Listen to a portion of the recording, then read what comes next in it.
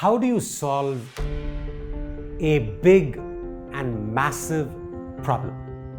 I'm going to share with you a few strategies. These are very practical and I have used them several times to tide over huge problems that I've faced in my own life. The first strategy to look at when you face a massive problem is this. Don't try to solve the big problem because you cannot solve the big problem. It is like boiling an ocean. A close friend of mine met with me recently. He was facing a massive problem. And the problem was this: he had debts in excess of $1 million US. So he wanted to get my advice in terms of how do you solve such a big and massive problem. He did not have the assets. He could not sell off his home. He had 2 kids and a wife. So how do you deal with a massive problem like this? I suggested to him a few simple and practical strategies which I have adopted many times, often quite successfully in the past. And let me start with the first strategy that I shared with him. I told him, if you've got a $1 million problem, you cannot solve the problem in one go. You must break the problem into small bits and chunks. This is called chunking. Chunk the problem into smaller problems. In other words, if you need to pay $1 million which you've accumulated as debt and you don't have the means to do that, break it down in terms of $20,000, $50,000 debts. You cannot pay $1 million, but you can definitely pay $50,000. That is possible. So break down the problem into small chunks and bits. That is the first strategy. The second strategy I shared was this: do not focus all your attention, time, and energy on the problem.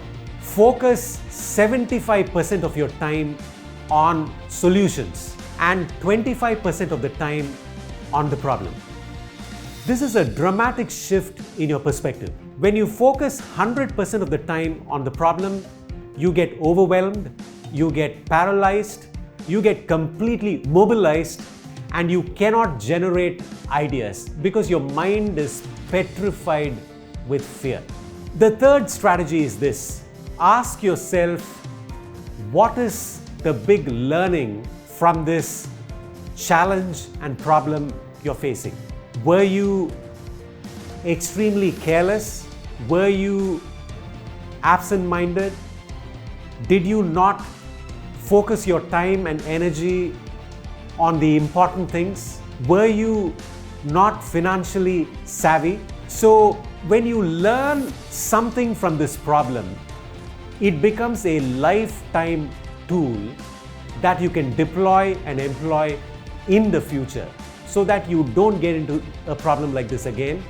And when other people have similar problems, you can help them and you can advise them.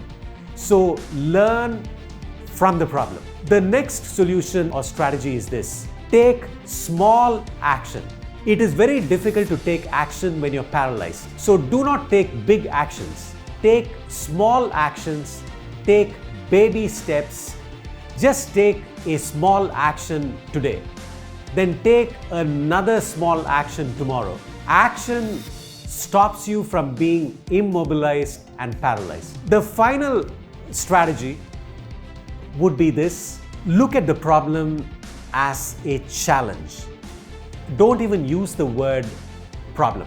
It is actually possible to convert a problem into a challenge, and the challenge can in turn be converted into an opportunity, and the opportunity in turn can be converted into profits.